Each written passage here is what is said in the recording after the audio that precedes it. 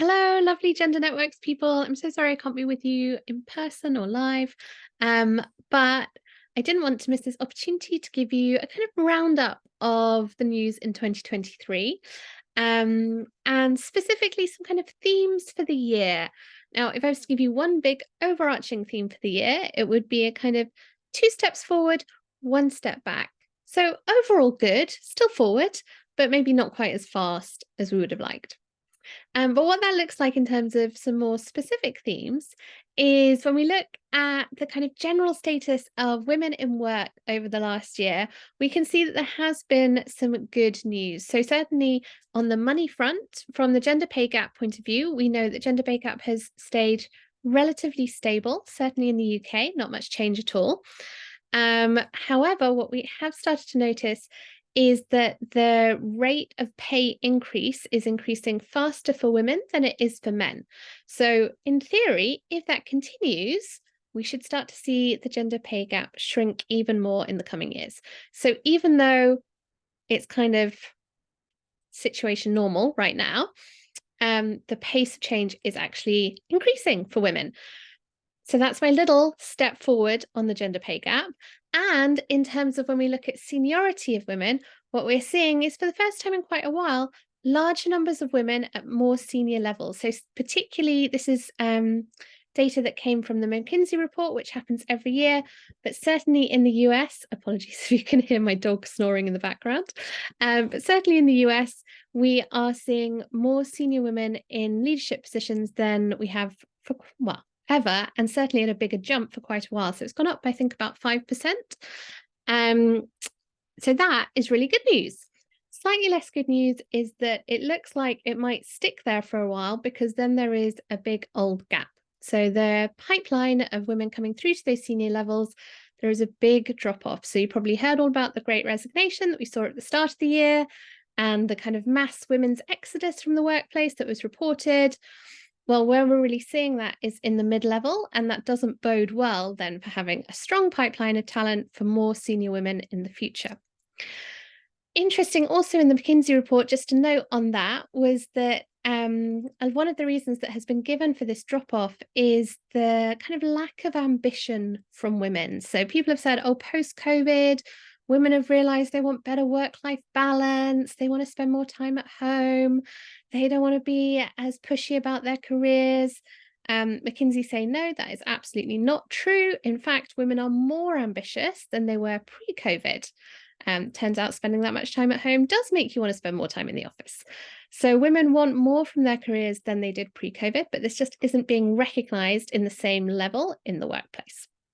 So definite progress, maybe not as fast as we would like. When it comes to kind of more practical things, though, where we are starting to see some progress, again, two steps forward, one step back, is in legislation around women in the workplace this year. So particularly around legislation around childcare. Earlier in the year, we saw the government promise to increase the number of childcare hours for every child in the country, regardless of status. That would go up to 30 hours per week. Really lovely idea in theory. In practice, what we see is that actually there just aren't the number of childcare providers available to make that work. So what we need to do is not just invest in giving childcare to families, but also invest in that childcare support. So making sure that childminders, nurseries, everyone working in that sector is being paid well, supported well, and given true career progression. Because without that sector, you can have as many free hours as you want, but there is nowhere to send your children. We also saw some, I guess, ramping up of legislation. That makes it sound better than it is. Wait for it. From the Worker Protection Bill. So this was scheduled to go through, I think, at the beginning of the year. It finally passed towards the end. The Worker Protection Bill was criticised heavily for being deeply, deeply watered down. But it did still put into legislation that employers have to take reasonable steps to prevent sexual harassment and discrimination in the workplace. So it's not just enough to respond to it, you now have to be actively working to prevent it. The original legislation did call for all reasonable steps, so you have to have done everything in your power. Now you just have done some reasonable steps. So that's kind of like the difference between getting to the final of Strictly, all the reasonable steps, and actually we're kind of still on week one of Strictly. some reasonable steps, but still better than no strictly. And then also the other theme we saw really big this year was around mental health. So at the beginning of the year, Deloitte produced a report looking at women around the world and how they were feeling about their working lives post-COVID. Over 50% of them reported some level of burnout. Over 50% reported having experienced some level of sexual harassment or discrimination at work. So we know that the levels were high. But what I think we're seeing with this McKinsey report at the end of the year is that actually there is a bit of a bounce back from that we're starting to see women investing again more in their careers, wanting more from their working lives and pushing to get it. So I think if we were to give you an overall theme, if I were to give you an overall theme for 2023, it would be this idea that movement is happening. I know I'm not generally very positive in these things, but this time I really am.